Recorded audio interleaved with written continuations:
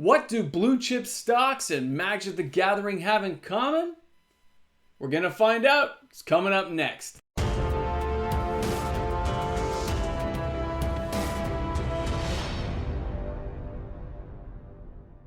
Hey guys, welcome back. MTG Moxman here.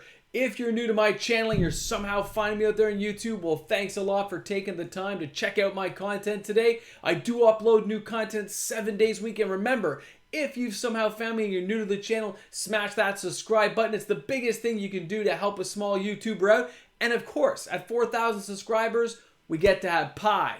And then 5,000 subscribers, I'm planning special cake. So guys, you can help me get there. Just smash that subscribe button. So today's conversation is going to be a little bit more interesting. I have some price reviews for you guys like I normally do with a market watch video, but I want to talk about something extra as well. I want to hit you up on the fact that the way our cards are looking nowadays, for those of us who collect the reserve list or have a few cards here and there, they look more and more like a blue chip, like a specialty stock, like they always have value and have strong earnings and strong showings. A lot of the cards are looking that direction in the future, which is why we hold the line and don't sell them unless we have to. Now, please remember, guys, before I get started, I did not graduate Magic University. I'm not a licensed professional. I'm a guy in an entertainment channel who used to be in a basement, who ran away from a flood to get upstairs here so I could still give you guys some info. Now, first off, let's go to a definition of blue chip. What is a blue chip stock? Well, a blue chip stock is a huge A blue chip stock is a huge company with an excellent reputation. These are typically large and well-established, financially sound companies that have operated for many years and have dependable earnings. Now, obviously Magic cards do not fit that exact definition.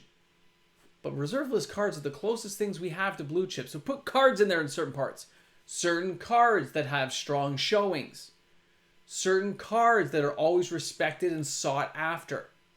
That definitely hits a lot of reserve list tick boxes, and many more cards in the reserve list are starting to find homes in Commander decks.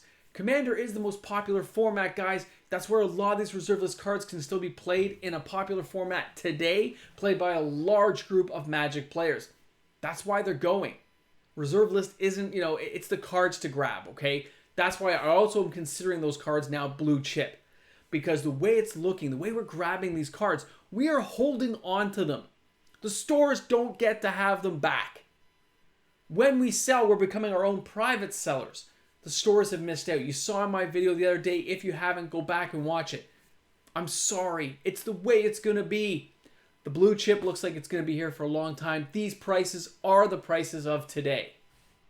Now, I want to show you the full definition of blue chip. It's going to fill the whole page. That was the section I care about, but here's the whole kit and caboodle. All right, what is a blue chip stock? Yada, yada, yada. We got that part. Now, they often pay dividends to their investors. A blue chip stock typically has a market capitalization in the billions of dollars and is generally the market leader or among the top 3 companies in its sector, and more often than a household name for many people. For these reasons, blue chip stocks are among the most popular to buy among investors. Well. The most popular to buy among investors. Think about that. Think about cards you know that everyone wants to buy if they get the opportunity to have the money. Power 9, right? Power 10, those couple of cards hang on the outskirts. There are many well-known cards that people grab. And there's a reason why they grab them. Because they are recognized. They hold value to people. No, our Magic cards don't pay us dividends, but they definitely go up in value the longer we seem to hold these reserve list cards. Look where this is going. This is a very interesting time. I've been at Magic a very long time, and I find it fascinating to see prices shift like this and not drop back.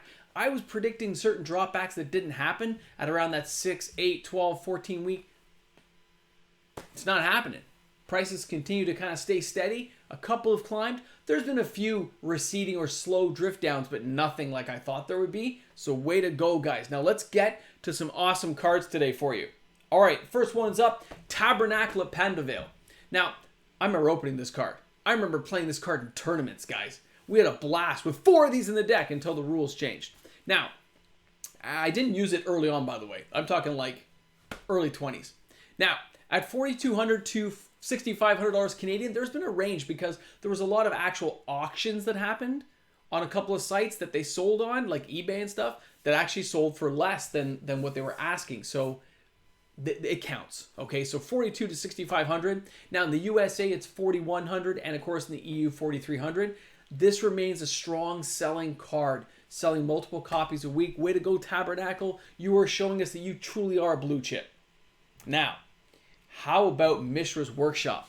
I have never actually owned this card. Okay, it's not one I've used often, although I play lots of artifacts in my decks. I've just never gotten around to getting one. Now at 4,000 to 6,500, you see in Canada, again, there were some auctions that threw off my numbers. So I have to say between these two prices, depending on conditions and other things.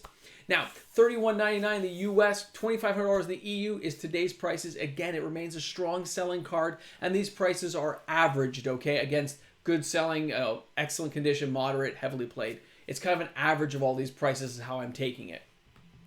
Now, okay, I'm putting this one up for a reason. This is Pendril Mists. It acts just like Tabernacle of Pendleveil, except for it's an enchantment. It costs 4. When I bought mine earlier on in this buyout, they were like $3-4 each. I bought a couple play sets for myself. I'd mentioned people on the channel.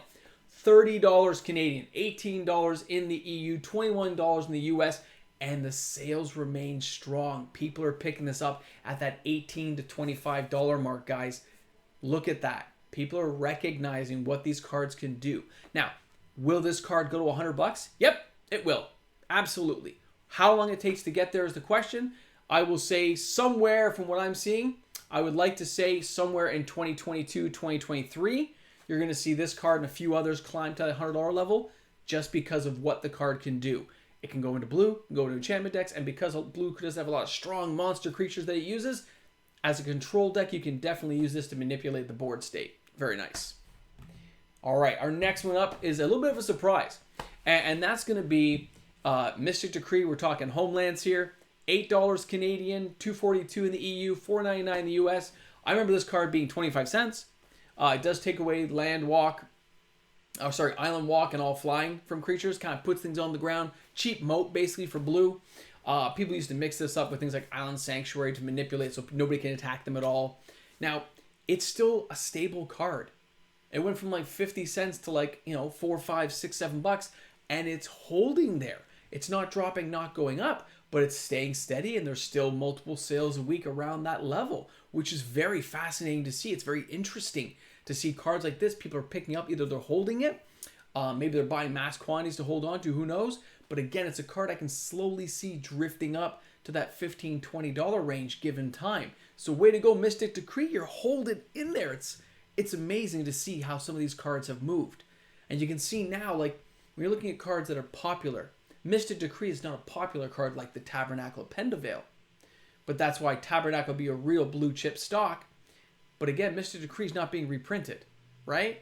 So eventually cards like this drift up. So this is where people can get in at the bottom end of something, hold on for another 10, 15 years, and reap that reward at the end if they decide to sell. Interesting.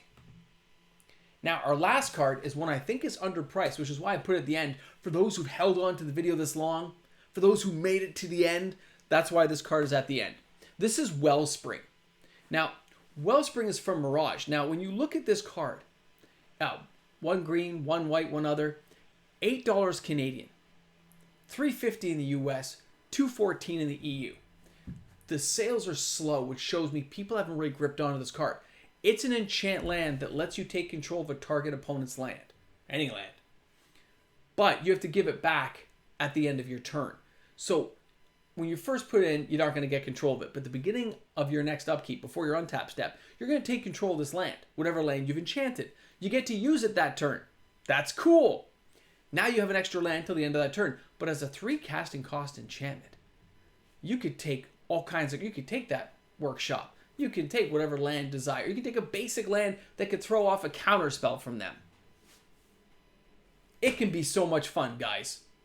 And at this price level, at this low of a price, again, I can see this card going a lot higher later on. Again, sales are slow. So if you can find it cheap, I'd recommend picking up a playset. Near mint, of course. Since it's cheap right now, get the near mint, hold on to it, and don't give it up. Now, when you look at these as cards, when we're talking about a blue chip stock, the reason I'm saying it, Obviously, it does not fit the exact definition, like I said earlier in the video. But my point has been made. Reserve list cards are going to become, in my estimation, the key to many people's investment portfolio. How many you have, which type, and you'll be able to trade that currency for other things. It's amazing how far the game has come in the last 3 months with everything going on in the world. I look forward to exploring this further with you guys and seeing what becomes of this. So guys, if you made it to the end of this video, please make sure you leave comments, questions, concerns in the section below. I'll be happy to get back to you. Always email me. I will be there for you guys. I'd also like to know how the echo effect came out in the space I'm in right now. I would appreciate anyone letting me know. It's awesome. I look forward to seeing you guys. And again, we're that much closer to Pi. Can't wait till we get there. Should be within a week. It's going to be exciting. All right, guys. Thanks a lot for checking me out today. This is MTG Moxman. Look forward to seeing you guys tomorrow. Have a great day today. You know, have an ice cream cone. It's nice weather. It's not raining right now. It's awesome. Hey guys, big shout out to all my patrons out there who make every day possible. That means it's Dr. Potato, it's Spring, that magic cardboard guy. We had Galavans in there, Ross, Phoenix, you guys kicking it. Michael again, and a Kyle, and Kyle. Well, here we are. Back again for another exciting episode of How Many Subs Till Pi? That's right, Janet, you guessed it. We are moving down that ladder and getting closer every day till MTG Moxman will get to have some apple pie and whipped cream, possibly lemon meringue, depending how those votes go. And did you vote? Vote now. Let's face it, guys, most people don't look this far into the video. They don't know. You ready for this? 61 subs. 61 subs till Pi. And that means only 1,061 until we get to cake. I get to have cake and pie and eat it. It's going to be awesome. There we go. 61 subs till Pi. That's crazy. Looking forward to seeing you guys there. Of course, it'll be on a live stream because you have to see me eat the pie.